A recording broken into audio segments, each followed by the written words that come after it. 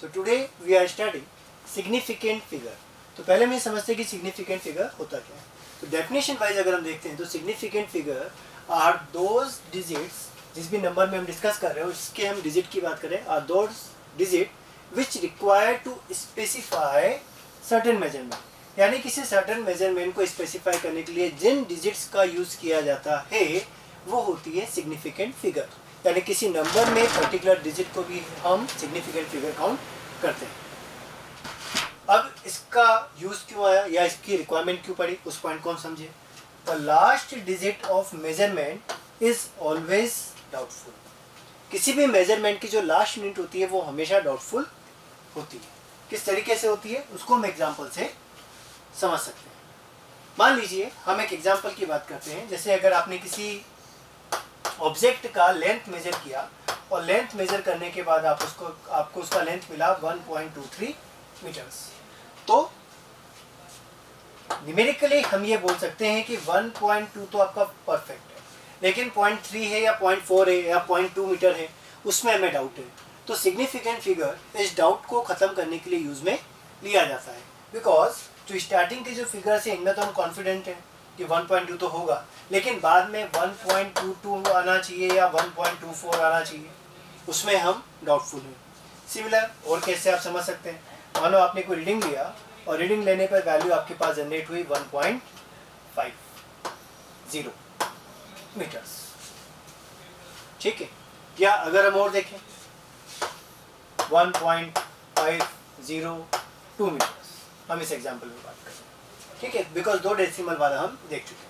तो अब यहाँ पे जो एरर आने के चांसेस हैं वो कौन सी डिजिट में आने के चांसेस हैं, वो है बिल्कुल लास्ट डिजिट में आने के चांसेस हैं। हम ये बोलेंगे कि जो 1.50 है यहाँ तक तो हम कॉन्फिडेंट हैं, लेकिन इसके बाद हमें 0.001 मिलेगा या 0.003 मिलेगा, तो उसमें हम कॉन्फिडेंट नहीं है। तो सिग्निफिकेंट फिगर इसी के लिए यूज में लिया जाता है। सिग्निफिकेंट फिगर को हम और रिप्रेजेंट कर सकते हैं, reliable digits in any number are known as significant figure. यानी केवल वही नंबर पे हम बात कर रहे हैं, उसी नंबर की हम उसी डिजिट पे बात कर रहे हैं जिसके लिए हम कॉन्फिडेंट हैं। जैसे अगर हम 1.50 को सॉल्व कर रहे हैं तो 1.5 पर तो हम कॉन्फिडेंट हैं, लेकिन इस जीरो के बारे में आइडिया नहीं कि यहाँ पे 1 आएगा या फिर 2 आ सकता है या 3 आ सकता है, ठीक है। तो उन डिजिट्स को ही हम यहाँ पे सिग्निफिकेंट कंसीडर करते हैं जिसके बारे में हम पूरी तरीके से कॉन्फिडेंट हैं, ठीक। हम इसको एक एग्जांपल समझते हैं कि हम रिप्रेजेंट करते हैं, ठीक है। तो ये जो फर्स्ट आपको दिया गया है, ये फर्स्ट होता है आपका लीडिंग जीरोस, यानी जो भी नॉन जीरो नंबर से पहले जीरोस आते हैं उन जीरोस को क्या बोला जाता है, लीडिंग जीरोस, ठीक। जो नंबर्स बाद में आते हैं इनको बोला जाता है ट्रेलिंग जीरोस।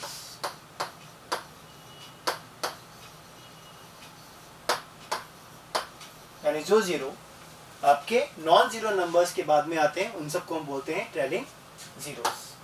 ऐसा हो सकता है कि किसी नंबर में आपको जीरो आप बीच में मिल रहा है, तो इसको बोला जाता है इन बिटवीन जीरोस।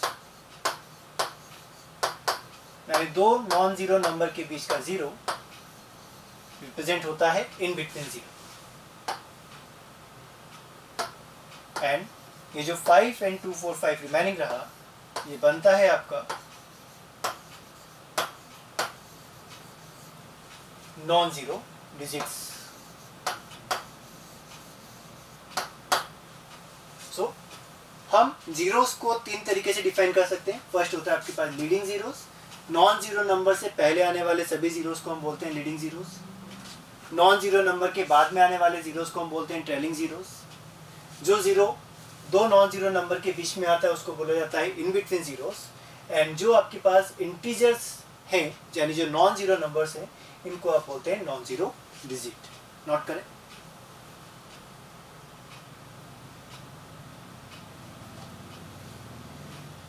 तो यानी अगर हम किसी नंबर की बात करते हैं तो नंबर में हर नंबर में सिग्निफिकेंट नंबर, सिग्निफिकेंट डिजिट या significant figure, significant number, digit and figure, तीनों ही एक ही बात को रिप्रेजेंट करता है। वो हमें डिफरेंट हो सकते हैं। तो किसी भी नंबर में सिग्निफिकेंट फिगर को कैलकुलेट करने के लिए कुछ रूल्स दिए गए हैं, उन रूल का हमें यूज करना पड़ता है, ठीक। हम बात करते हैं रूल्स पे।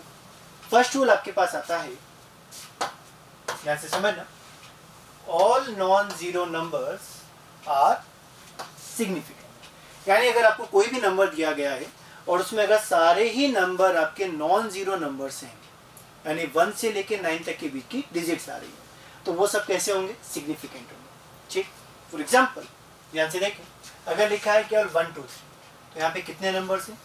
3 नंबर्स हैं। तो आप बोल सकते हैं कि 1 2 3 में 3 सिग्निफिकेंट, या इस नंबर का 3 सिग्निफिकेंट फिगर है। या अगर नंबर की बात करें तो 3 सिग्निफिकेंट नंबर हमें 1 2 3 में मिलेंगे। सेकंड, 4 5 6 सभी नंबर्स कैसे हैं? Non zero numbers. और नॉन जीरो नंबर्स अगर हैं तो सिग्निफिकेंट फिगर नंबर की काउंटिंग के अकॉर्डिंग 1 2 3 सिग्निफिकेंट फिगर। नेक्स्ट 3 7 9 4 सभी नॉन जीरो नंबर्स हैं। कितने हैं? 4 नंबर्स। तो इसका सिग्निफिकेंट फिगर कितना रहेगा? 4 सिग्निफिकेंट फिगर। नेक्स्ट 9 2 4 6 7 काउंट करें, 5 नंबर्स हमारे पास है, इसका सिग्निफिकेंट नंबर भी कितना रहेगा? वो 5 ही रहेगा। ठीक है, तो फर्स्ट रूल के अकॉर्डिंग अगर किसी भी नंबर में सभी नॉन जीरो नंबर्स है तो सभी नंबर सिग्निफिकेंट फिगर के अंदर काउंट होते हैं। नेक्स्ट रूल, ऐसा हो सकता है कि नॉन जीरो नंबर के बीच में कभी कोई जीरो आ जाए जिसको आप इन बिटवीन जीरो कंसीडर करते हैं। ध्यान दें, all zeros between non zero numbers are significant. यानी दो नॉन जीरो नंबर्स के बीच में आने वाले नंबर को भी हम सिग्निफिकेंटली काउंट करते हैं। जैसे यहाँ पे जो जीरो आ रहा है ये आपका इन बिटवीन जीरो है, लेकिन दो डिजिट्स के बीच में है, यानी दो नॉन जीरो नंबर्स के बीच में, तो ये काउंट होगा। आंसर क्या रहेगा? 3 significant figure. Clear? Second example हमने लिया है 2 0 1 2। यहाँ पे भी जो जीरो आ रहा है वो इन बिटवीन जीरो है, between two non zero numbers. So total numbers यहाँ पे कितने हैं? 4। सो सिग्निफिकेंट फिगर 4 यहाँ पे रहेगा। थर्ड केस आपने कंसीडर किया है 4 0 0 4, यानी जो दोनों जीरोस है वो कहाँ पर आ रहे हैं? In between two non zero numbers. तो रूल के अकॉर्डिंग ये सिग्निफिकेंट में काउंट होंगे, and this has 4 significant figure. Clear? For example 7 8 0 9, again जो जीरो आ रहा है वो इन बिटवीन जीरो है, वो भी आपका सिग्निफिकेंट फिगर में काउंट होगा। तो अभी तक आपने 2 रूल समझे हैं। सभी नॉन जीरो नंबर्स हैं, सारे के सारे सिग्निफिकेंट फिगर में काउंट होंगे। अगर नॉन जीरो नंबर्स के बीच में अगर कोई जीरो आता है तो वो भी सिग्निफिकेंट फिगर में ही काउंट होगा। नाउ थर्ड रूल में आपको दिया गया है all leading zeros are not significant. All leading zeros are not significant. Leading zeros से हम क्या समझते हैं? यानी जो नॉन जीरो नंबर से पहले जितने भी जीरोस आएंगे वो सब कैसे होंगे? Not significant. इस बात पे ध्यान रखना, नॉन जीरो नंबर से पहले आने वाले सभी नंबर्स कैसे हैं? Not significant number.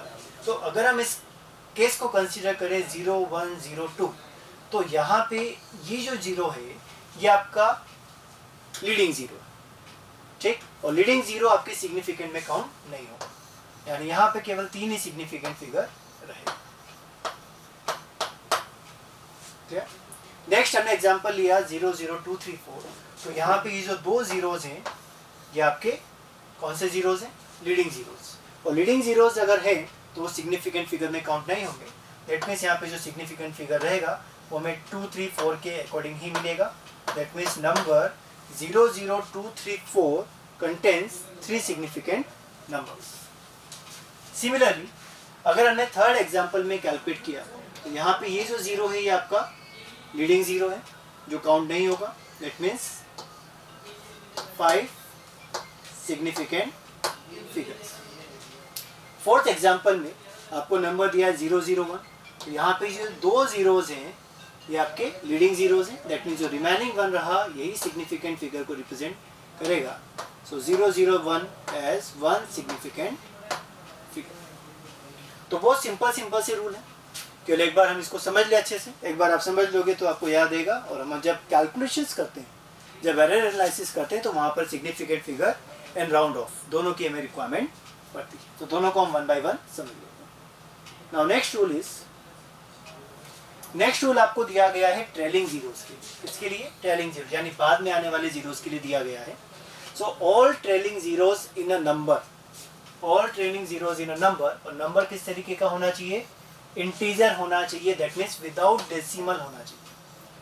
ठीक, अगर हम विदाउट डेसिमल वाले नंबर की बात करते हैं तो जितने भी ट्रेलिंग जीरोस होते हैं वो भी आपके सिग्निफिकेंट में काउंट नहीं होते हैं।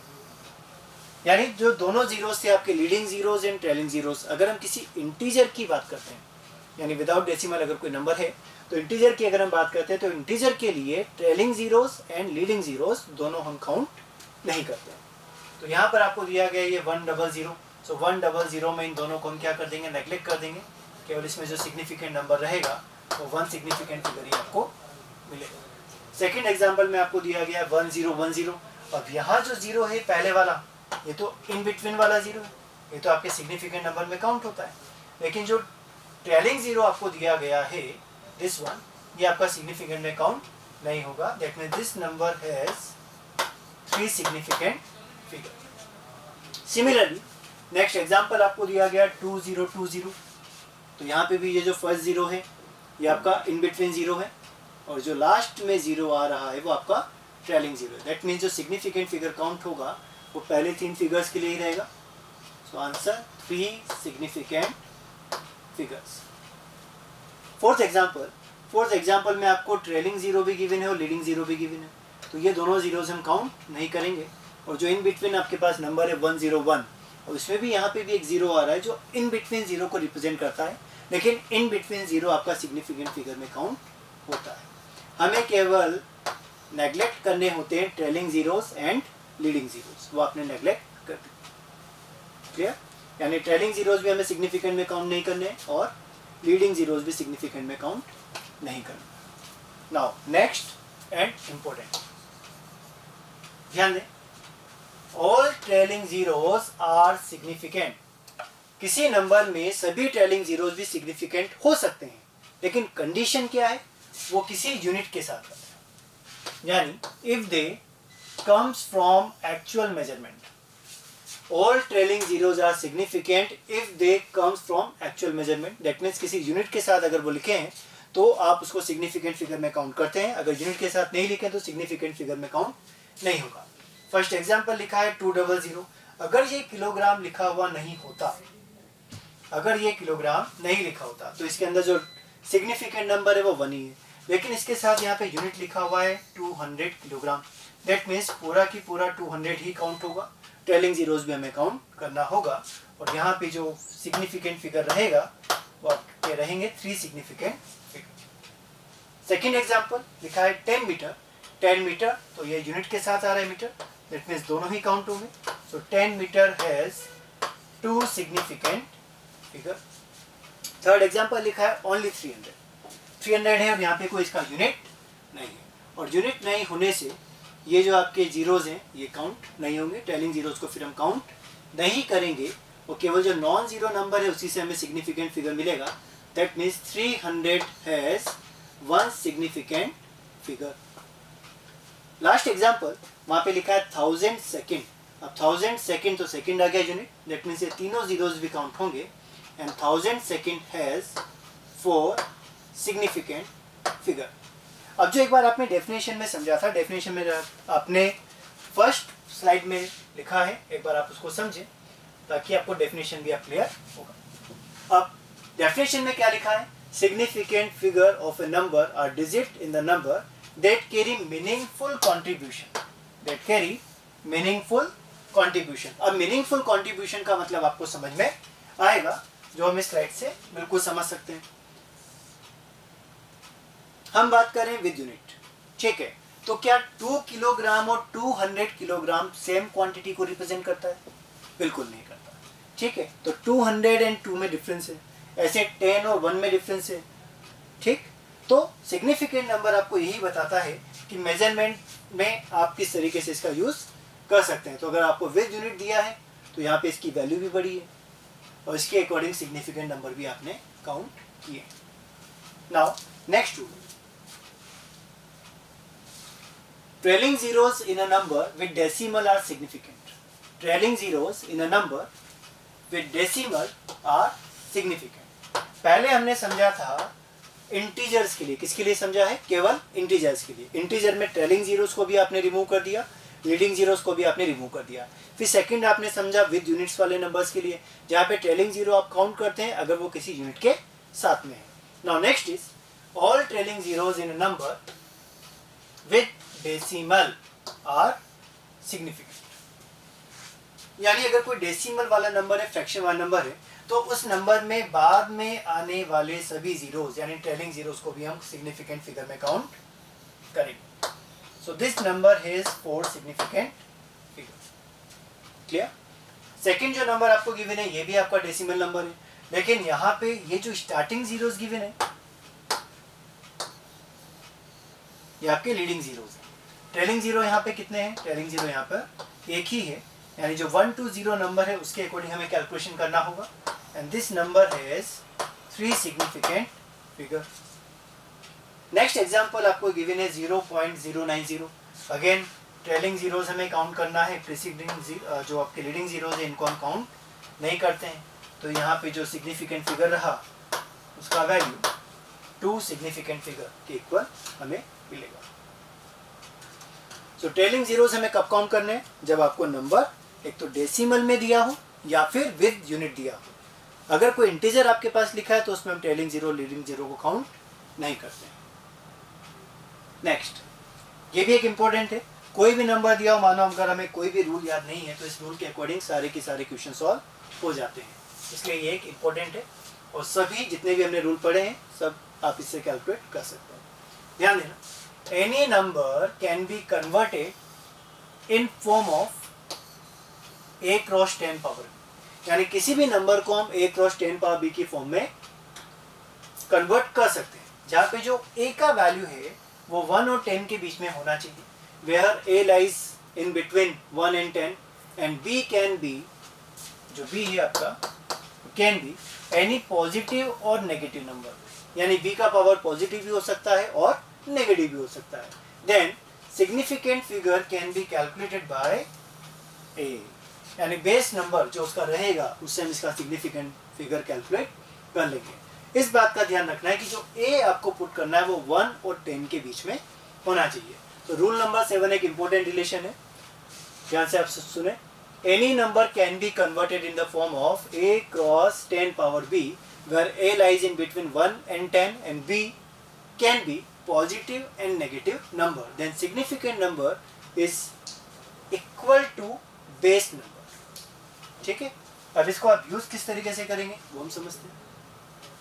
मानो में एग्जांपल दिया गया 24.3, तो हम इसको a multiply by 10 power b की फॉर्म में कन्वर्ट करने का ट्राई करते हैं, और a का जो वैल्यू था 1 और 10 के बीच में आना चाहिए। तो आपने इसको लिखा 2.43 मल्टीप्लाई बाय 10 पावर 1। ठीक है, अब अगर आप इसको कंपेयर करते हैं तो a वैल्यू यहाँ पे रिप्रेजेंट करेगा 2.43 को, और 10 पावर b यानी b का वैल्यू कितना है 1। तो a के अकॉर्डिंग कितने सिग्निफिकेंट नंबर हमें मिल रहे हैं? 3 नंबर्स मिल रहे हैं। So this number contains 3 significant figure. Second, हमें गिवन है 0.0256, तो हम इसको कन्वर्ट करें 2.56 इंटू 10 पावर, अब ये जो पॉइंट है यहाँ पर आया तो 1 2 प्लेसेस शिफ्ट हुआ है, सो -2। अगेन यहाँ पे कितने सिग्निफिकेंट नंबर? 2.56, सो 3 सिग्निफिकेंट फिगर यहाँ पे रहेंगे। थर्ड एग्जाम्पल, हमें नंबर दिया है 0.00021, अगर आप इसको a इंटू 10 पावर b की फॉर्म में कन्वर्ट करें तो 2 पावर 1, बिकॉज a आपका 1 और 10 के बीच में होना चाहिए। अब जो पॉइंट है वो आपने कितना शिफ्ट किया है? 1 2 3 4 into 10 power -4, so this has 2 significant figures. ठीक, लास्ट एग्जाम्पल कन्वर्ट करना है, सो यू कैन कन्वर्ट 2.1। अब ध्यान रखें यहाँ पर हमें जीरो को काउंट करना होगा बिकॉज ये ट्रेलिंग जीरो है, क्योंकि रूल के अकॉर्डिंग ट्रेलिंग जीरो काउंट होगा, तो यहाँ पे 3 आना चाहिए। और अगर हम 7th रूल से समझ लें तो नंबर को आप कन्वर्ट करेंगे, कितना पावर शिफ्ट हुआ? 1 2 3 4 प्लेस आपने इसको शिफ्ट कर दिया, तो 10 पावर -4। तो सिग्निफिकेंट फिगर कितने रहे? 3 सिग्निफिकेंट फिगर यहाँ पर बन गए। ठीक, तो किसी भी नंबर को आप a × 10 पावर b की फॉर्म में कन्वर्ट कर सकते हैं। a लाई करना चाहिए बिटवीन 1 और 10, तो जो भी उसका सिग्निफिकेंट नंबर रहेगा वही आपके गिवन डिजिट का सिग्निफिकेंट नंबर बनेगा। तो यहाँ पर आपको कुछ एग्जांपल्स दिए गए, इन सब एग्जांपल्स के आप सिग्निफिकेंट नंबर, डेसिमल नंबर है तो सिग्निफिकेंट नंबर यहाँ पे रहेंगे 3 सिग्निफिकेंट नंबर। ठीक है, लीडिंग जीरो हम काउंट नहीं करेंगे। सेकंड केस में जो दोनों जीरोज है वो आपके इन बिटवीन जीरोज हैं, यानी यहाँ जो सिग्निफिकेंट नंबर रहेंगे वो पांचों ही काउंट होंगे, तो यहाँ पे वैल्यू रहेगा 5 सिग्निफिकेंट फिगर। नेक्स्ट हमें दिया गया 302। अब 302 में जो जीरो है वो आपका इन बिटवीन जीरो है, जो सिग्निफिकेंट नंबर में काउंट होगा। नेक्स्ट हमें गिवन है 0.050। अब 0.050 डेसिमल नंबर है तो केवल आपके ट्रेलिंग जीरोज ही काउंट होते हैं, ट्रेलिंग जीरो काउंट होगा तो यहाँ पे सिग्निफिकेंट फिगर रहेंगे 2। फिफ्थ नंबर, सभी नंबर्स आपके नॉन जीरो नंबर हैं 2, 6, 5, 3, so this contain 4 significant figure. Next 6 number, ये आपको a multiply by 10 power b की फॉर्म में गिवन है, तो यहाँ पे कितने सिग्निफिकेंट फिगर रहेंगे? 3 सिग्निफिकेंट फिगर। एंड 343.00, तो यहाँ जो दोनों जीरोस गिवन है ये दोनों जीरोस रिप्रेजेंट करते हैं किसको? ट्रेलिंग जीरोस को विद डेसिमल नंबर, और डेसिमल नंबर में ट्रेलिंग जीरोस काउंट होते हैं, तो यहाँ पे सिग्निफिकेंट फिगर कितने रहेंगे? 5 सिग्निफिकेंट फिगर रहेंगे। तो सभी रूल्स हमारे लिए इंपॉर्टेंट है और रूल के अकॉर्डिंग हम significant figure count. Now next is rounding off, यानी हम बात करते हैं जैसे अप्रॉक्स, जैसे कभी हमारा वैल्यू आता है 9.8, जी का वैल्यू हम कंसिडर करते हैं 9.8 मीटर पर सेकंड स्क्वायर, तो उसको हम अप्रॉक्सीमेट 10 मानते हुए कैलकुलेट कर लेते हैं। या अगर हमें कोई नंबर मिल रहा है जैसे 9.99, तो आप इसको बोल देते हैं कि नियरली इक्वल टू 10 है। तो ये राउंड ऑफ हम किस तरीके से करते हैं? तो नंबर को राउंड ऑफ करने के लिए कुछ रूल्स होते हैं जिन्हें हमें फॉलो करना होता है। तो फर्स्ट रूल हमें दिया जाता है, if the digit to be rounded off is more than 5, यानी जिस डिजिट को हमें राउंड ऑफ करना है उसकी वैल्यू अगर मोर देन 5 हो यानी ग्रेटर देन 5 हो, तो प्रीसीडिंग डिजिट यानी पहले वाली डिजिट, प्रीसीडिंग का मतलब जो उससे पहले वाली डिजिट है,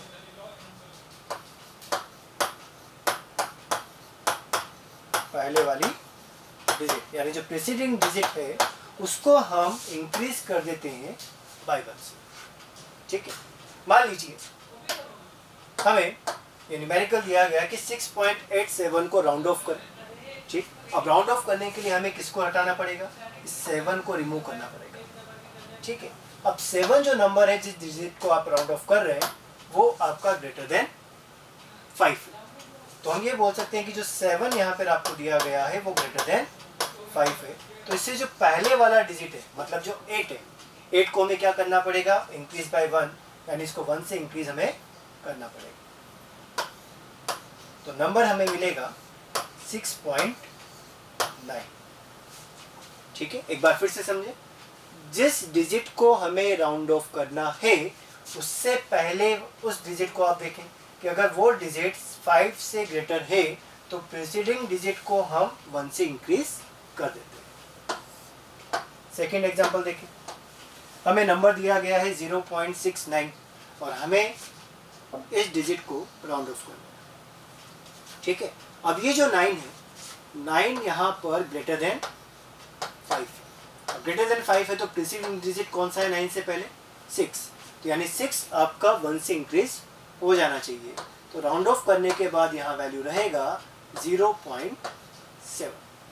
तो राउंड ऑफ का फर्स्ट रूल है कि जिस डिजिट को हम रिमूव कर रहे हैं अगर वो ग्रेटर देन 5 है तो प्रीसीडिंग डिजिट को हम इंक्रीज बाय 1 कर देते हैं। 2 एग्जांपल से हमने इसको भी समझ लिया है। नेक्स्ट रूल में आपको बोला गया if the digit to be rounded off is less than 5, यानी जिस नंबर को हम राउंड ऑफ कर रहे हैं वो 5 से कम है तो प्रीसीडिंग डिजिट आपका अनचेंज ही रह जाता है, उसमें हम कोई भी चेंजेस नहीं करते हैं। वापिस से सुने, if the digit to be rounded off is less than 5 then preceding digit remain unchange. ठीक है, अब मानो हम 4 को राउंड ऑफ करना है तो 4 जो वैल्यू है वो आपका लेस देन 5 है। इसका मतलब जो प्रीसीडिंग डिजिट है उसमें कोई भी चेंज नहीं आएगा और हम इसको लिखेंगे 2.9। ठीक। सेकेंड एग्जाम्पल में हम देखें, जो वैल्यू आपको गिवन है वो है 3.22 और राउंड ऑफ हमें किसको करना है, 2 को राउंड ऑफ करना है। ठीक है, तो इस 2 को रिमूव करना है, तो आपने इसको देखा तो 2 इज लेस देन 5, ये जो 2 है वो 5 से कम है। तो जो प्रीसीडिंग डिजिट हमारा आएगा, दैट मीन्स जो डिजिट है प्रीसीडिंग डिजिट, इसमें कोई भी चेंज नहीं होगा और आंसर हम बोलेंगे कि 3.2 ही रहेगा राउंड ऑफ करने के बाद। तो 2.94 बिकम 2.9 एंड 3.22 बिकम्स 3.2। तो second rule, round of number अगर लेस देन 5 है तो प्रीसीडिंग डिजिट में कोई भी चेंज नहीं आए। नाउ थर्ड रूल जो स्पेसिफाई किया गया है वो किया गया है किसके लिए, if the digit to be rounded off is 5, यानी जिस डिजिट को हम राउंड ऑफ कर रहे हैं अगर वही 5 के इक्वल है तो हमें क्या करना है, इस पे ध्यान दें। First rule, preceding digit increased by 1, preceding digit को 1 से इंक्रीज करना है। कब, अगर वही, यानी जिस डिजिट को हम देख रहे हैं अगर वही प्रीसीडिंग डिजिट आपका ऑड नंबर है। जैसे अगर 1 3 5 7 9 नंबर अगर है प्रीसीडिंग डिजिट का तो वो 1 से इंक्रीज हो जाना चाहिए।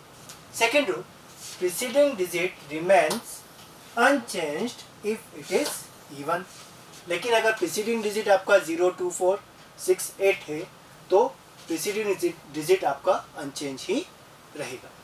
ठीक है, पहला रूल था ग्रेटर देन 5 के लिए, सेकेंड रूल है लेस देन 5 के लिए, थर्ड रूल है इक्वल टू 5 के लिए। तो इक्वल टू 5 अगर है तो प्रीसीडिंग डिजिट पे डिपेंड करता है। अगर प्रीसीडिंग डिजिट आपका ऑड है तो आप उसी प्रीसीडिंग डिजिट को ग्रेटर देन मतलब इंक्रीज बाय 1 कर देते हैं, और अगर जो प्रीसीडिंग डिजिट आपको दिया है वो इवन है तो फिर हम उसको अनचेंज ही रहने देते हैं।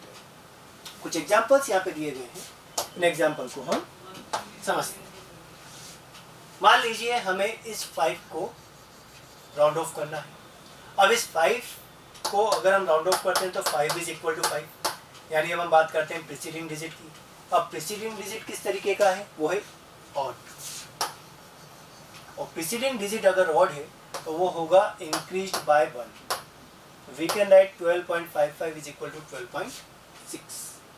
ठीक है, सेकेंड एग्जांपल, जिस डिजिट को हम राउंड ऑफ कर रहे हैं सबसे पहले आप उसको कंपेयर करें, तो 5 इज इक्वल टू 5। ठीक है, यानी जो रूल नंबर 3 है वो अप्लाई होगा। अब इससे पहले वाली डिजिट आपने देखा, यानी प्रीसीडिंग डिजिट आप देखें, यहाँ पे भी आप प्रीसीडिंग डिजिट देखें, 6 आपको दिया है। 6 किस तरीके का नंबर है, 6 आपका इवन नंबर है, और इवन नंबर आने पर नंबर में कोई भी चेंज, डिजिट में कोई भी चेंज नहीं होता। So we can write 12.55 as 12.6 and 12.65 also as 12.6। Next example पर है 11.25। अगेन जिसको हम रिमूव कर रहे हैं उसकी हम बात करें, ये वैल्यू है 5, सो 5 इज इक्वल टू 5। तो इसका प्रीसीडिंग डिजिट हमें देखना पड़ेगा, प्रीसीडिंग डिजिट किस तरीके का है, इवन है, और इवन डिजिट में हम कोई भी चेंज नहीं करते हैं, तो यहाँ पे नंबर कितना रहेगा 11.2। फोर्थ एग्जांपल,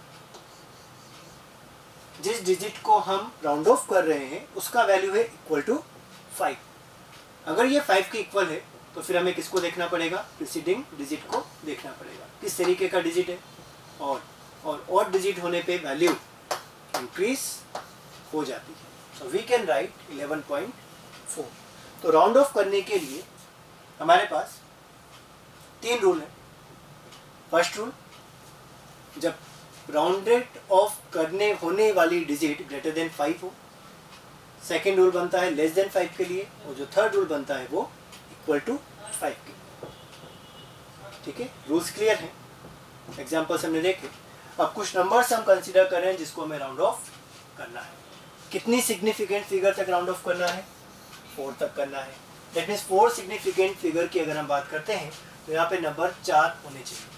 दैट मीन्स हमें केवल इतना ही नंबर करना है, तो जो 9 है वो क्या हो जाना चाहिए, वो हो जाना चाहिए राउंड ऑफ। आप रूल्स के अकॉर्डिंग हम देखें, 9 को सबसे पहले आप किससे कंपेयर करेंगे, 5 से कंपेयर करेंगे। आप बोल सकते हैं 9 इज ग्रेटर देन 5। तो अगर 9 ग्रेटर देन 5 है तो preceding digit is increase by 1, यानी ये जो वैल्यू है 7 ये 1 से इंक्रीज होगा और हमें आंसर मिलेगा 36.88।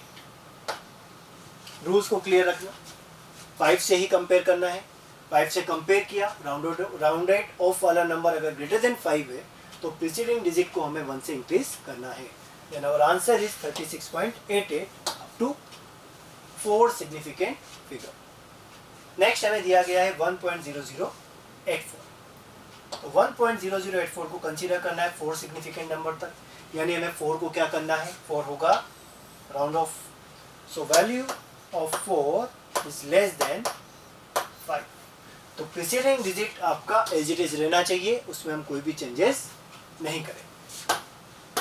The number is 1.008 is our answer in 4 significant figure. ठीक है, तो हमें कंपैरिजन करके ही देखना है। नेक्स्ट 11.1250 और नंबर हमें कहाँ तक राउंड ऑफ करना है, 4 सिग्निफिकेंट फिगर तक ही राउंड ऑफ करना है। दैट मीन्स हमें 50 को हटाना होगा बिकॉज हमें 4 सिग्निफिकेंट फिगर ही रिक्वायर्ड। ठीक, अब जिस नंबर को आपको रिमूव करना है वो कौन सा नंबर है, 5। 5 इज इक्वल टू 5, यानी जो रूल नंबर 3 है वो यहाँ पर अप्लाई होगा। तो रूल नंबर 3 के अकॉर्डिंग प्रीसीडिंग डिजिट को आप देखें, प्रीसीडिंग डिजिट किस तरीके का है, इवन। तो इवन डिजिट होने पर नंबर में कोई भी चेंजेस नहीं आता। देन 4 सिग्निफिकेंट फिगर में इसका आंसर रहेगा 11.1। नेक्स्ट केस, वहां पे आपको नंबर गिवन है 11.115। 4 सिग्निफिकेंट तक आंसर आना चाहिए, यानी हमें 5 को क्या करना है, राउंड ऑफ करना है। 5 अगेन 5 के इक्वल है, कौन सा रूल अप्लाई होगा, रूल नंबर 3 अप्लाई होगा। ठीक है, तो प्रीसीडिंग डिजिट को आप कंसीडर करें, प्रीसीडिंग डिजिट इज 1 और 1 किस तरीके का नंबर है, 1 इज ऑड नंबर। तो रूल के अकॉर्डिंग अगर नंबर ऑड होता है तो आप उसको इंक्रीज बाय 1 कर देते हैं, नंबर इवन होता है तो एज इट इज प्लेस कर देते हैं। तो यहाँ पे जो 1 है वो इंक्रीज बाय 1 हो जाएगा। Answer is 11.12 in 4 significant figure. तो आप ये देखें 11.125 एंड 11.115 वो सेम ही नंबर बन जाता है राउंड ऑफ करने के बाद। नोट करें।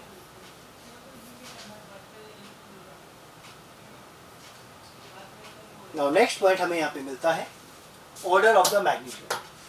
अब ऑर्डर ऑफ द मैग्नीट्यूड यानी हम जो भी कैलकुलेशन करते हैं, अगर उस कैलकुलेशन का आपसे पूछ लिया गया कि ऑर्डर कितना होगा तो हम उसको किस तरीके से अप्लाई करें।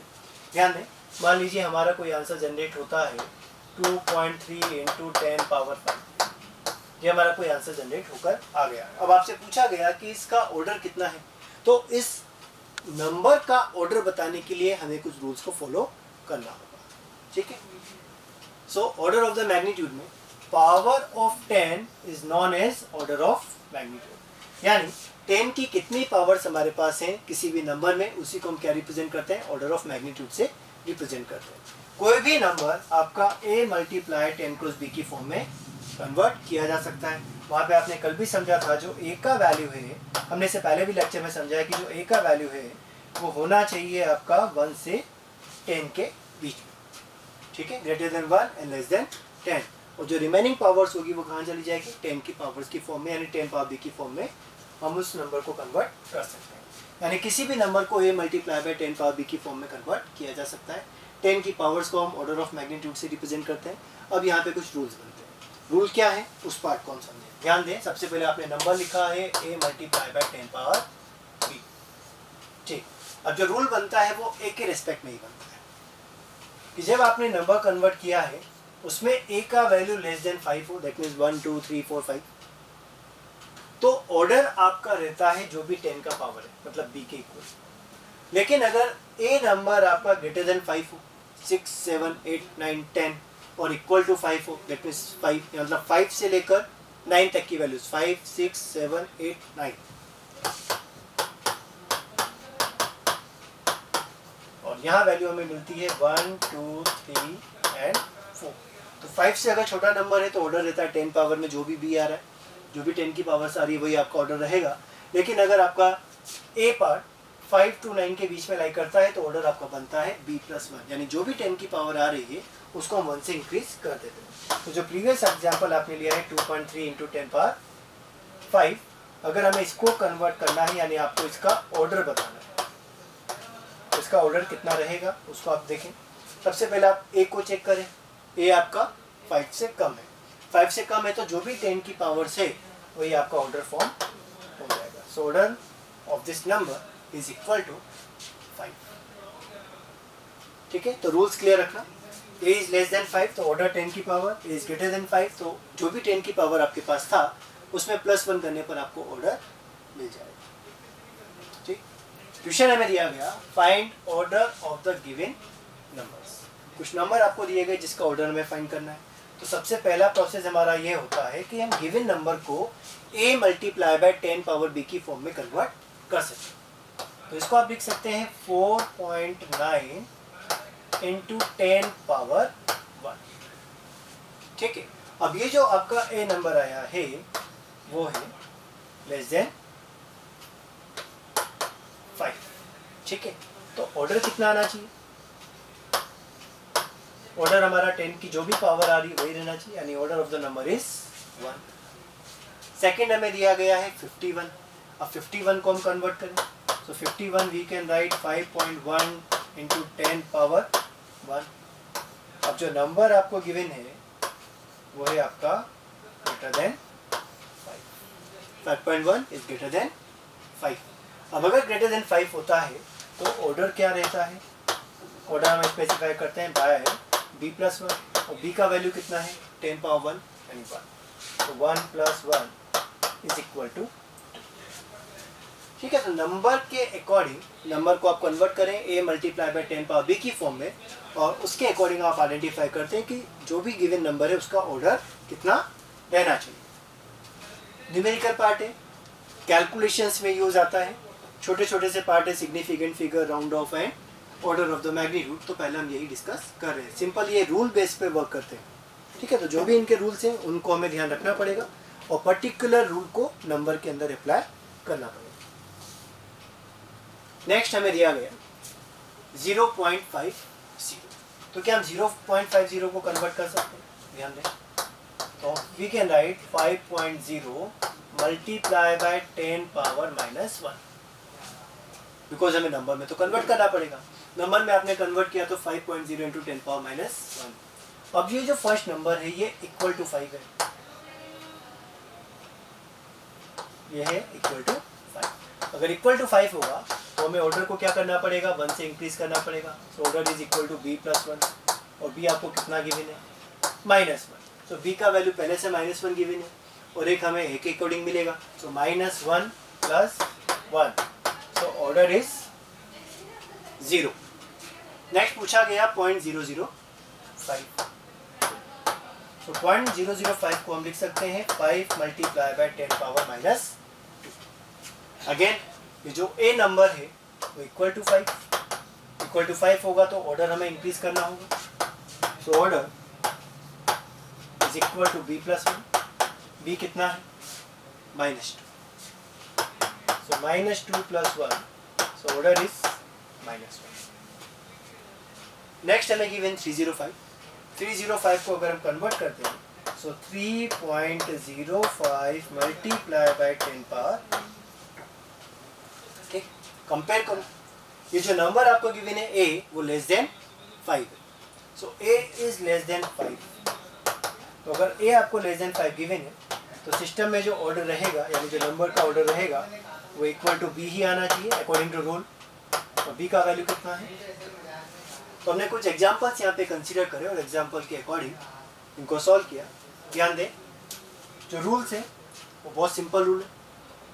रूल लाइक करता है नंबर को आपने कन्वर्ट किया a multiply by 10 power b, a अगर 5 से कम है तो ऑर्डर जो भी b का पावर है वही रहेगा, और a अगर ग्रेटर देन 5 है तो ऑर्डर आपका बन जाता है b+1। अप्लाई किया 49, we can write 4.9 into 10 power 1। 51 5.1 into 10 power 1, 5 से ग्रेटर 5 से less. Next 0.50, so 5 multiply by 10 power -1। अब ये जो नंबर है वो आपका इक्वल टू 5 है, तो ऑर्डर b+1 होना चाहिए, तो b+1, b का वैल्यू -1, वैल्यू 0। तो इस तरीके से हम इनको अप्लाई कर देते हैं, ठीक है। नेक्स्ट एग्जांपल पे हम बात करते हैं 6.023 × 10⁻23। नेक्स्ट हमसे पूछा गया 3 × 10⁻8, तो इनका ऑर्डर कितना है, ठीक है। तो वैल्यू क्या रहेगा, अगेन ये जो फर्स्ट नंबर है ये पहले से आपका 1 से 10 के बीच में लाई करता है, एंड जो वैल्यू है इसका a इज ग्रेटर देन 5। अगर 5 से ग्रेटर है तो ऑर्डर आपका b+1 से सॉल्व होना चाहिए।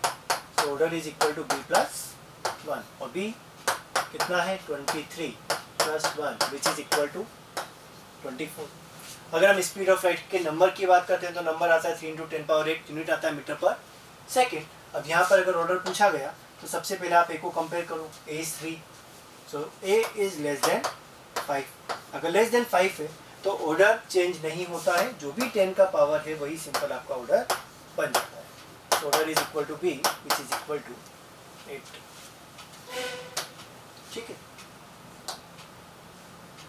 नेक्स्ट हमसे पूछा गया मास ऑफ इलेक्ट्रॉन। तो मास ऑफ इलेक्ट्रॉन कितना, 9.1 × 10⁻31 किलोग्राम। तो किलोग्राम तो यूनिट है, हम बात करते हैं नंबर। अब ये जो नंबर आपको गिवन है 9.1, where a is greater than 5, तो ऑर्डर क्या होना चाहिए, ऑर्डर हमारा आना चाहिए b+1। पावर कितना है b is -31, so -31 + 1, so order is -30, ठीक है। नेक्स्ट अगर हमसे पूछा गया चार्ज ऑफ इलेक्ट्रॉन, तो चार्ज ऑफ इलेक्ट्रॉन का वैल्यू 1.6 × 10⁻19 कूलाम में आता है, ठीक है। कूलाम तो यूनिट, आप उसको हटाएं, नंबर कंपेयर करें। तो जो a वैल्यू गिवन है वो आपको लेस देन 5 गिवन है, बिकॉज जो 1.6 है वो लेस देन 5 है, ठीक। ऑर्डर, तो order is equal to b ही रहेगा, बिकॉज जो नंबर है वो लेस देन 5 है, दैट मीन्स ऑर्डर इज -19।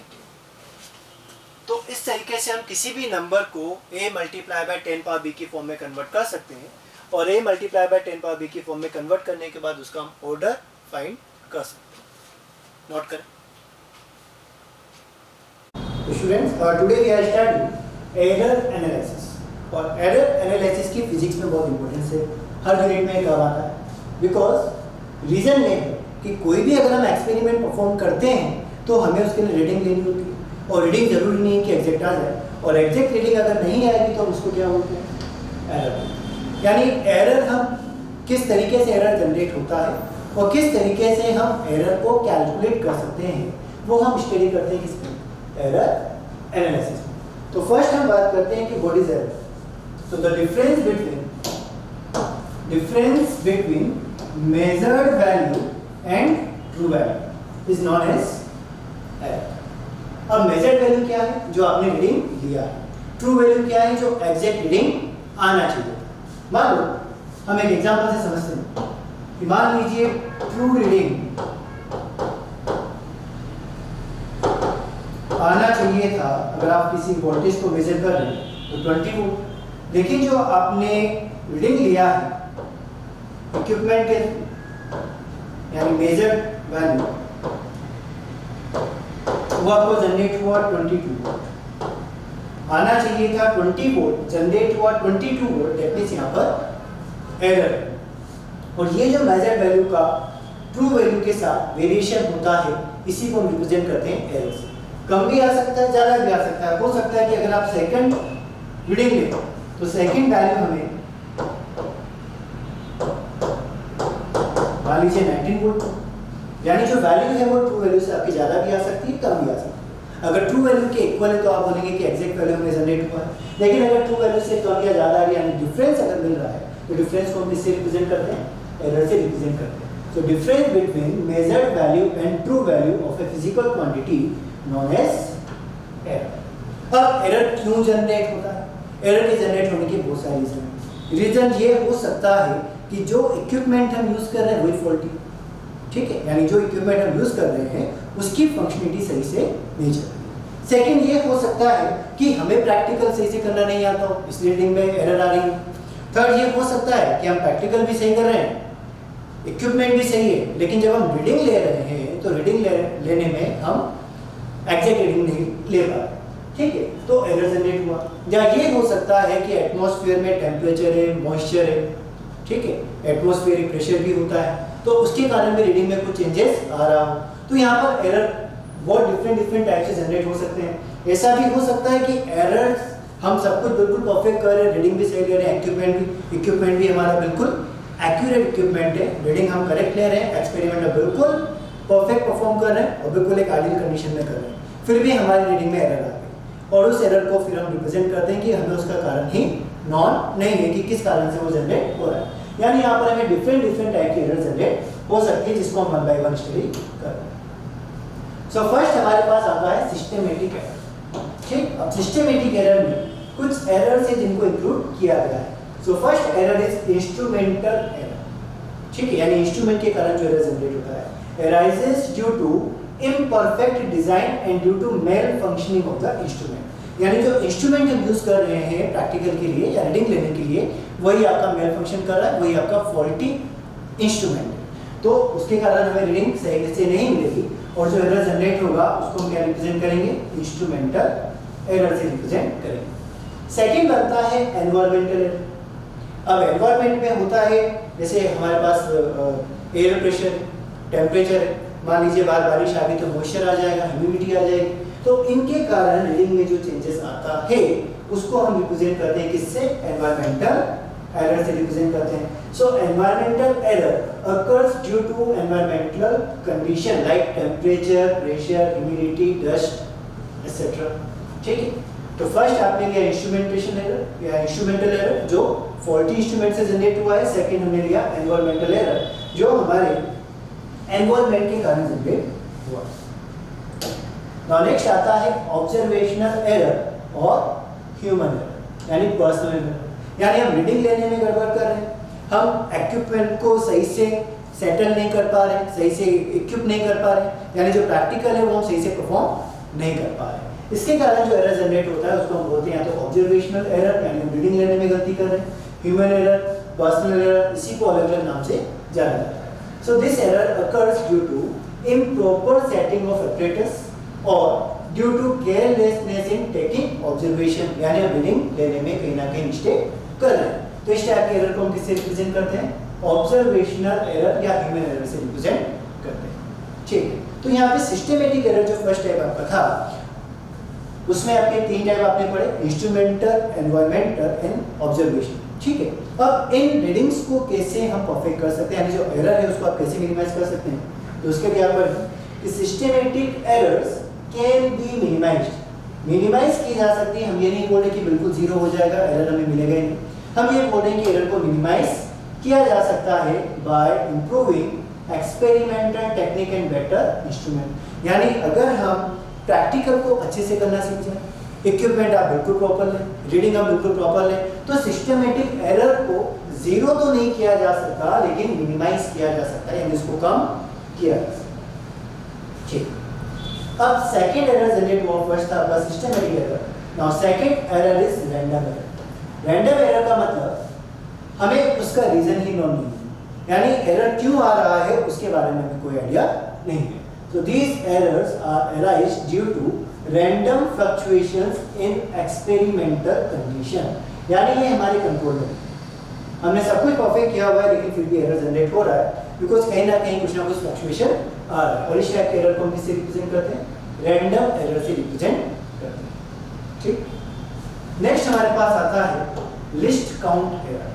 अब लिस्ट काउंट होता क्या है, पहले हम उस पॉइंट को समझें, उसके बाद हम देखते हैं कि वो एरर क्यों जनरेट हुआ। मानो अगर हम जो स्केल होता है, हमारे पास जो स्केल है जिसके अंदर 6 इंच तक का आपके रीडिंग आता है, यानी आप 6 इंच तक मेजर कर सकते हैं, और उसको आप सेंटीमीटर में डील करते हैं तो 15 सेंटीमीटर तक हम उसमें मेजर कर सकते हैं, ठीक।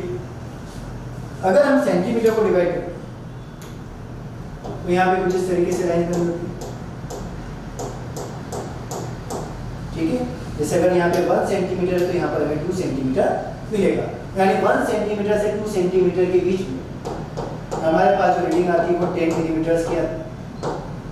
ठीक, तो अगर आपसे स्केल में पूछा गया कि आप मिनिमम कितना मेजर कर सकते हैं तो आप बोलेंगे कि हम 1 मिलीमीटर तक मेजर कर सकते हैं। ठीक है, बिकॉज हमारे पास इक्विपमेंट है। अगर आपको बोला 6 मिलीमीटर तक मेजर करें तो आप यहाँ से यहाँ तक की रीडिंग बता देंगे। ये वैल्यू हो गया आपका 6 मिलीमीटर। लेकिन अगर आपको बोला गया कि 6.5 मिलीमीटर कैलकुलेट करें या मेजर करके बताएं तो वो मेजर नहीं कर पाएंगे। क्यों नहीं कर पाएंगे? बिकॉज जो आपका स्केल आप यूज कर रहे हैं उसका लिस्ट काउंट का मतलब मिनिमम वैल्यू जो हम इक्विपमेंट से मेजर कर सकते हैं उसको हम क्या बोलते हैं? लिस्ट काउंट बोलते हैं। क्लियर? तो यहाँ पर 6 mm अगर आपको मेजर करने को बोला गया तो आप स्केल से मेजर कर सकते हैं। लेकिन अगर बोला गया कि 6.5 mm मेजर करो तो वो फिर हम मेजर नहीं कर पाएंगे। क्यों? बिकॉज हमें स्केल का लिस्ट काउंट अलाउ नहीं करता है 0.5 मिलीमीटर मेजर करने के लिए। ठीक है, क्या नहीं समझ पाए? तो इसका डेफिनेशन आप देखिए, smallest value that can be measured by the instrument is called list count. यानी जितना मिनिमम वैल्यू मेजर कर सकते हैं उसको किससे रिप्रेजेंट करते हैं? लिस्ट काउंट से रिप्रेजेंट करते हैं। And this error is related with resolution. Resolution का मतलब होता है कि आप किसी भी इक्विपमेंट से मिनिमम कितना मेजर कर पाते हैं। जो मिनिमम वैल्यू आप मेजर कर पाते हैं उसको आप क्या बोलते हैं? रेजोल्यूशन बोलते हैं। ठीक, अब ये एरर, इसमें हमारा कोई कंट्रोल नहीं है। मानो स्केल का ही हम एग्जांपल ले रहे हैं कि अगर आपको 6 मिलीमीटर मेजर करने को बोला गया तो आपने मेजर कर दिया बिकॉज उसके पास प्रोविजन था, सेंटीमीटर को भी हमने मिलीमीटर में डिवाइड किया हुआ है। लेकिन अगर आपको बोला गया कि 6.5 मिलीमीटर मेजर करें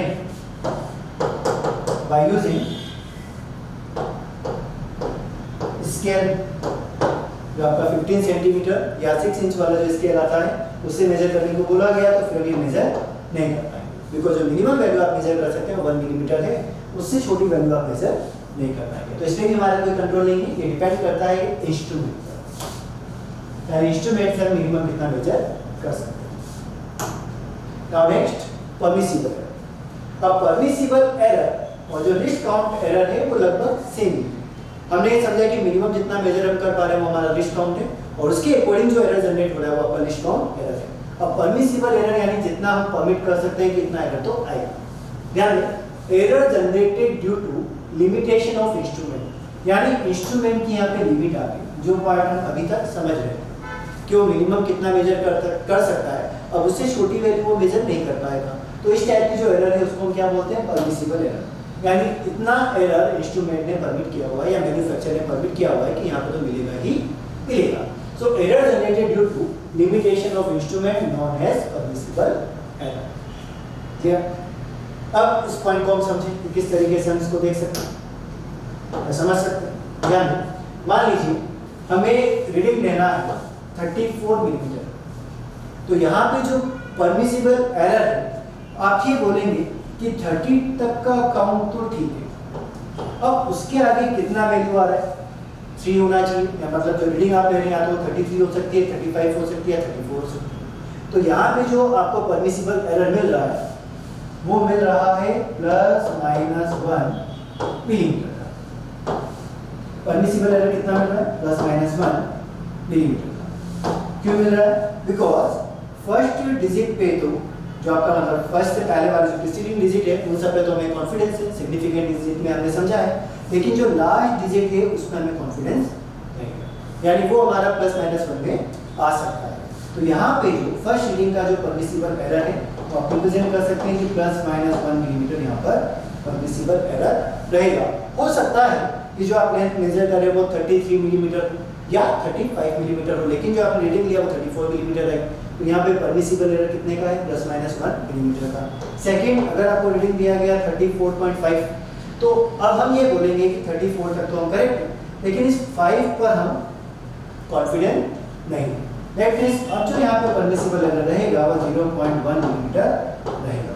वैल्यू आ सकता है 34.4, 34.6 और रीडिंग आपके लिया 34.5। तो यहाँ पे जो परमिसिबल एरर है वो हमेशा लास्ट डिजिट पे डिपेंड करता है। थर्ड एग्जांपल, अगर आपको दिया गया 34.53 तो आप यहाँ पे बोलेंगे कि जो इसका वैल्यू है वो 0.01 मिलीमीटर से +- हो सकता है। हो सकता है कि रीडिंग हमें जनरेट हो रहा हो 30, जो एक्चुअल वैल्यू वो 34.52, लेकिन आप मेजर कर पा रहे हैं 34.53। फैक्टरी। तो ये जो एरर जनरेट हुआ है इसको हम बोलते हैं परमिसिबल एरर, यानी लास्ट डिजिट आपके परमिसिबल एरर को रिप्रेजेंट करता है। ठीक, फिर एक टर्म आता है हमारे पास एरर रेंज। अब एरर रेंज हम किस तरीके से रिप्रेजेंट करते हैं उसको आप समझिए। मान लीजिए अगर हम कोई डिवाइस लेकर आते हैं मार्केट से, तो डिवाइस के ऊपर कुछ इस तरीके से वैल्यू लिखी होती है, जैसे 300 प्लस माइनस 5%, या एग्जाम्पल हमने यहाँ पे ले रखा है 100 प्लस माइनस 2%। और ये रिप्रेजेंट क्या करता है? मैन्युफैक्चरर ने तो आपको डिवाइस बना के दे दी कि जो भी आप इक्विपमेंट लेकर आए हैं वो 300 रीडिंग तक देगा, लेकिन साथ में परमिसिबल एरर होने के कारण या एनवायरमेंटल एरर, इन सब एरर को कंबाइन करके एक एरर पैकेज आपको दिया गया और उसमें बोला गया कि जो रीडिंग है वो प्लस माइनस 5% तक वेरी कर सकती है। अब प्लस माइनस 5% हम किस तरीके से रिप्रेजेंट करते हैं उसको समझिए, यानी जो भी नंबर यहाँ पे लिखा है उसका 5% आप कैलकुलेट करें। तो 300 का अगर हम 5% कैलकुलेट करें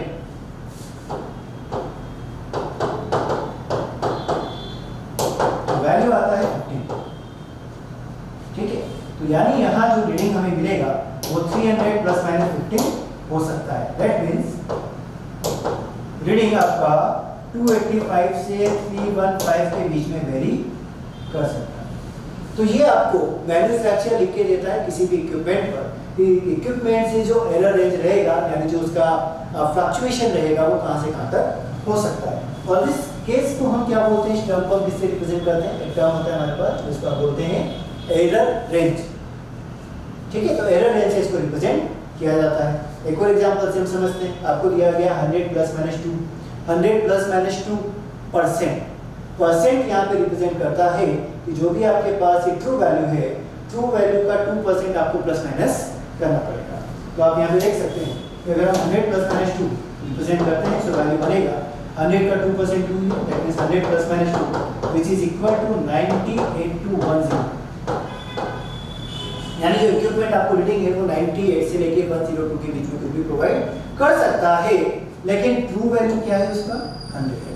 और ये जो वैल्यू है ये इसका रेंज हो गया, इसलिए आप इसको क्या बोल रहे हैं, एरर रेंज से रिप्रेजेंट कर रहे हैं। एक और एग्जांपल हमने लिया 300 प्लस माइनस 5%, यानी जो वैल्यू है वो 15 प्लस एंड 15 माइनस 2 वैल्यू से आ सकती है। ठीक है, तो एरर इस तरीके से रिप्रेजेंट होता है। नेक्स्ट इज मीन और एवरेज वैल्यू। ठीक है, ध्यान दें, हमने स्टार्टिंग में एक एग्जांपल लिया था कि ट्रू वैल्यू जनरेट हुआ है 20। ठीक है, फिर आपने अलग अलग मतलब सेम एक्सपेरिमेंट को डिफरेंट टाइम परफॉर्म किया। क्यों किया? बिकॉज हमें लैब में बोला जाता है कि कोई भी अगर हम एक्सपेरिमेंट परफॉर्म कर रहे हैं तो आपको बोलते हैं कि वो 3-4 आप रीडिंग लीजिए, उसके बाद आप सबका एवरेज ले लीजिए। ऐसा करने से हमारे एरर के कम चांसेस होते हैं। जैसे मान लीजिए ट्रू वैल्यू तो था 20 और आप ये ट्रू वैल्यू मेजर करना चाहते हैं और आपने बहुत सारी वो रीडिंग्स ले ली। रीडिंग से आपको बोला गया, आपके टीचर ने बोला कि आप 5 रीडिंग ले लीजिए और उसका फिर आप एवरेज कर लीजिए, तो वो आपको ट्रू वैल्यू के पास मिल जाएगा। तो आपने रीडिंग ली, रीडिंग लेने पर कभी आपको वैल्यू मिला 21, 19, 19.5, 20.2, 20.1, ये तरीके से आपको मिला। ठीक है, अब इन सब का पहले आप ये देखते हैं कि एब्सोल्यूट या मीन वैल्यू क्या है। मीन वैल्यू आप किस तरीके से रिप्रेजेंट करते हैं कि जितने भी आपके पास रीडिंग्स आ रही है उसको आप A1, A2, A3 से रिप्रेजेंट कर सकते हैं। ठीक है, तो आपने सारी रीडिंग को A1, A2, A3, A4 से रिप्रेजेंट कर दिया। ठीक, डेफिनेशन वाइज हम समझते हैं, तो डेफिनेशन में लिखा है average of all the measured value is known as average error या मीन एरर। यानी आप मीन एरर किसको बोलेंगे कि जितनी भी रीडिंग्स हम ले रहे हैं, आना चाहिए था 20, ये तो हमें करना है कैलकुलेट। ठीक है, तो इक्विपमेंट सेटअप आपके पास लगा हुआ है, उसके अकॉर्डिंग अगर आप मेजर कर रहे हैं तो 5 रीडिंग आपने लिया, 5 रीडिंग आपको डिफरेंट मिली। अब आपको ये बोला गया कि जितनी भी रीडिंग्स हमें मिली उन सबका क्या करते हैं, एवरेज ले। दैट मींस यहाँ पर हम एक मीन वैल्यू जनरेट करें, और मीन वैल्यू होता क्या है कि जितनी भी रीडिंग्स हम परफॉर्म कर रहे हैं उन सबका क्या करना है, सम कर AN और उसका एवरेज भी परफॉर्म करना। ठीक है, तो ये रिप्रेजेंट करता है मीन वैल्यू और एवरेज वैल्यू। मीन वैल्यू और एवरेज वैल्यू सेम ही टर्म है, जिसको दो अलग अलग नामों से हम बोल सकते हैं। ठीक है, तो जितनी भी रीडिंग्स थी आपने सबका क्या ले लिया, मीन वैल्यू रिप्रेजेंट कर दिया। एक पॉइंट जो हमें न्यूमेरिकल्स में ध्यान रखना है, वो पॉइंट ये है कि if true value is not given, यानी अगर आपको ट्रू वैल्यू गिवन नहीं है तो फिर एवरेज वैल्यू को हम ट्रू वैल्यू कंसीडर करते हुए न्यूमेरिकल को सॉल्व करते हैं। ठीक है, तो इस पॉइंट का बिल्कुल आप ध्यान रखें कि अगर आपको ट्रू वैल्यू गिवन नहीं है तो फिर हम क्या करेंगे, जितनी भी रीडिंग्स हमने लिया है इन सबको प्लस करके इनका एवरेज ले लेंगे, और एवरेज लेने के बाद जो वैल्यू जनरेट होगा वही आपका कौन सा वैल्यू होगा, मीन वैल्यू। और मीन वैल्यू को ही हम ट्रू वैल्यू कंसीडर करते हैं किस कंडीशन में, जब ट्रू वैल्यू आपको गिवन नहीं होता है। नोट करें,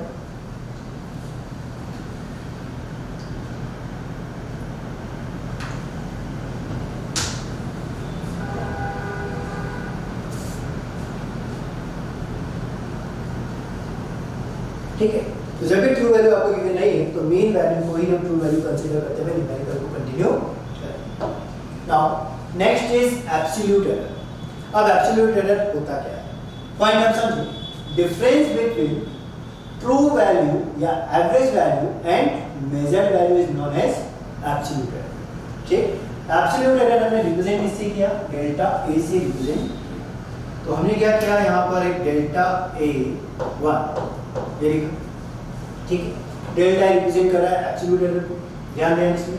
तो difference between true value and measured value, true value यानी मीन वैल्यू जो आपने कैलकुलेट किया था सबका मीन, जो आपने लास्ट एग्जांपल में देखा, जितनी भी रीडिंग्स हमारी है, रीडिंग्स को तो आपने A1 A2 A3 A4 A5 से रिप्रेजेंट किया और उन सबके एवरेज को किससे रिप्रेजेंट किया, मीन से रिप्रेजेंट किया।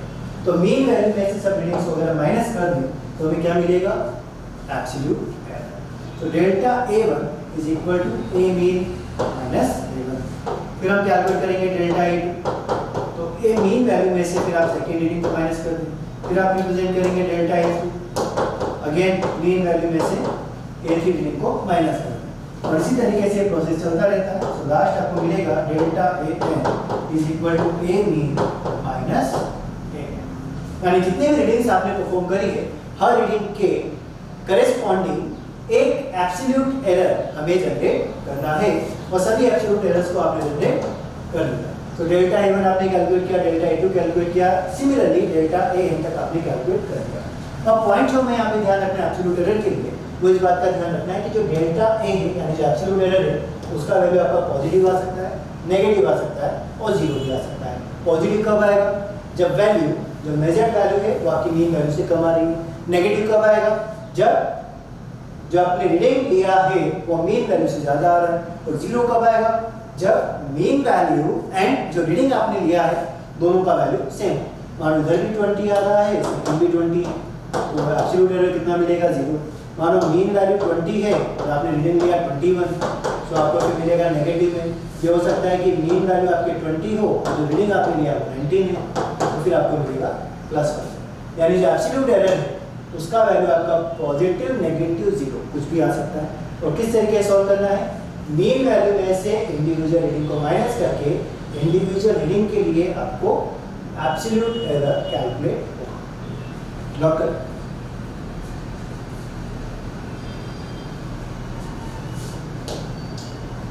नेक्स्ट इसके बाद आता है आपके पास मीन एब्सोल्यूट एरर। ठीक है, एब्सोल्यूट एरर आपने देखा कि इंडिविजुअल रीडिंग का डिफरेंस ए मीन के साथ कितना है। अब हमें क्या करना है, उन सबका भी मीन लेना है। तो ध्यान दें, डेल्टा ए मीन, और ये होना चाहिए ऑलवेज पॉजिटिव। यानी पहले वाले केस में कुछ भी वैल्यू आया हो, प्लस आया हो, माइनस में आया हो, जीरो में आया हो, हमें क्या करना है, जब आप मीन वैल्यू कैलकुलेट करेंगे, मीन एब्सोल्यूट एरर कैलकुलेट करेंगे, तो हमें सभी को मोड के साथ कंसीडर करना है। और मोड के साथ अगर हम कंसीडर करेंगे तो हमारे हमेशा आंसर क्या मिलेगा, पॉजिटिव आंसर ही।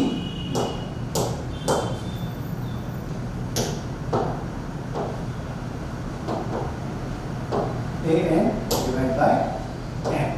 तो जितने भी एब्सोल्यूट एरर आपने कैलकुलेट करी, अगर सबका एवरेज ले लिया जाए तो फिर हमें वैल्यू मिलेगा डेल्टा ए मीन का। ध्यान देने वाली बात यह है कि जितनी भी एरर्स आप कंसीडर करेंगे वो आप मॉड में कंसीडर करेंगे, और मॉड में कंसीडर अगर आप करते हैं तो वैल्यू हमेशा कैसी मिलेगी, पॉजिटिव मिलेगी। तो इस बात का बिल्कुल ध्यान रखा जाए कि जो मीन एब्सोल्यूट एरर होता है वो ऑलवेज पॉजिटिव ही होता है। फिर इसके बाद आता है कि रेंज हमारी कितनी, यानी कितने रेंज तक इसको मेजर कर सकते हैं, या जो लिमिट रहेगा या जो एरर रेंज जिसकी हमने बात करी थी अभी, जैसे आपने लिखा था 100 ± 2, तो वैल्यू आपको मिला था 98 से लेकर 102 तक। उसी तरीके से कि हमारी एरर रेंज क्या रहेगी, तो इसको आप रिप्रेजेंट कर सकते हैं कि जो मीन वैल्यू आ रहा है उसमें से आप डेल्टा ए मीन को माइनस कर, ये बनेगा आपका मिनिमम वैल्यू।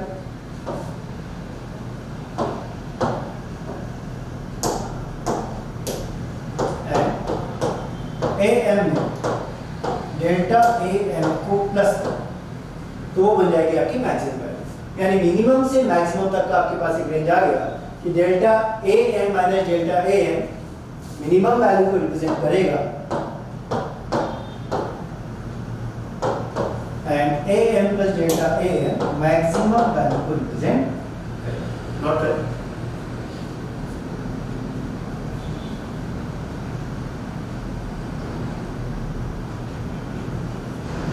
ठीक है। तो ये सब हमें फॉर्मूला वाइज ही ध्यान।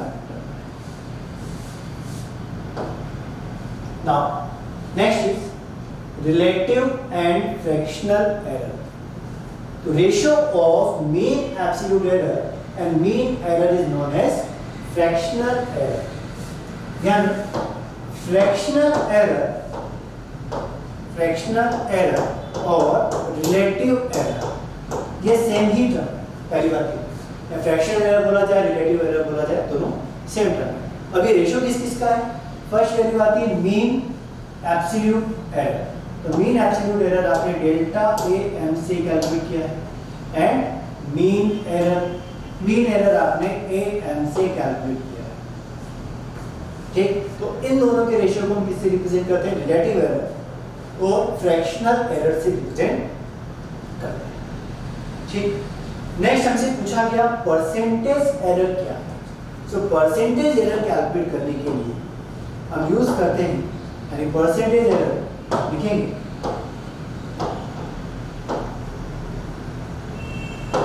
Fractional error multiply by 100%।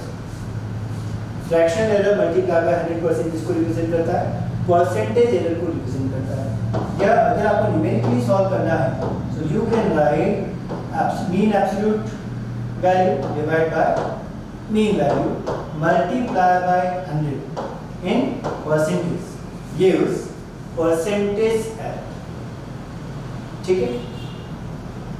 अगर आपको दो ही वैल्यूज गिवन है कि ट्रू वैल्यू है और वैल्यू आपके पास है ट्रू वैल्यू और मेजर्ड वैल्यू, तो फिर आप परसेंटेज एरर कुछ इस तरीके से भी सॉल्व कर सकते हैं, जैसे final value minus initial value upon initial value multiply by 100%। किसी भी क्वांटिटी का अगर आपको परसेंटेज एरर कैलकुलेट करना है तो उसका बिल्कुल बेसिक फॉर्मेट है, फाइनल वैल्यू कितना है, इनिशियल वैल्यू कितना है, इनिशियल वैल्यू। सो आप इस तरीके से समझ सकते हैं कि ट्रू वैल्यू कितना है और फाइनल वैल्यू यानी मेजर्ड वैल्यू कितना है। So measured minus true upon true, ये भी किसको रिप्रेजेंट करके देगा? ये भी आपके परसेंटेज एरर को रिप्रेजेंट करके देगा। और अगर आप इन्हीं टर्म से बात कर रहे हैं जो आप सॉल्व करते हुए लेकर आ रहे हैं, तो यानी एब्सोल्यूट एरर की टर्म में बात कर रहे हैं या फिर मीन एब्सोल्यूट एरर की टर्म में कैलकुलेट कर रहे हैं, तो फिर परसेंटेज एरर आपका बनता है delta a m by a n multiply by 100%, ठीक।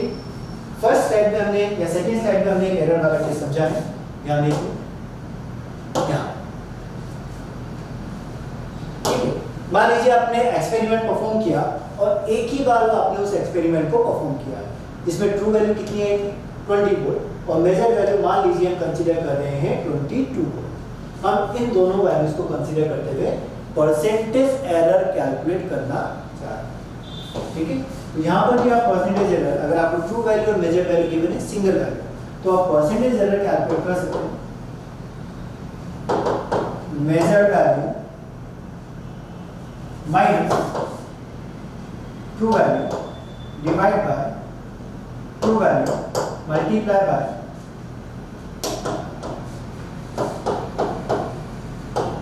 100%. So measured value is 20, true value is 20, divide by 20 into 100%. So 2 by 20 into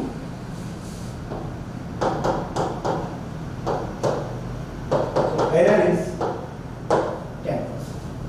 ठीक है, तो अगर सिंगल वैल्यूज आपको गिवन है तो एरर सॉल्व कर सकते हैं. अगर आप मेजर्ड वैल्यू 19 मानते हुए कैलकुलेट करेंगे तो एरर आपको -5% मिलेगा, because final value true value से कम आ रही है. ठीक है, तो हमें क्या करना है, जब भी आप लैब में कोई एक्सपेरिमेंट परफॉर्म करते हैं तो कोई भी जो सेटअप लगा होता है उसमें आप एक बार रीडिंग नहीं लेकर, यानी सिंगल रीडिंग नहीं लेकर हम मल्टीपल रीडिंग्स लेते हैं और मल्टीपल रीडिंग के अकॉर्डिंग हम फिर उसका एवरेज कैलकुलेट करते हैं. एवरेज कैलकुलेट करने के बाद उन सब का एब्सोल्यूट एरर सॉल्व किया जाता है.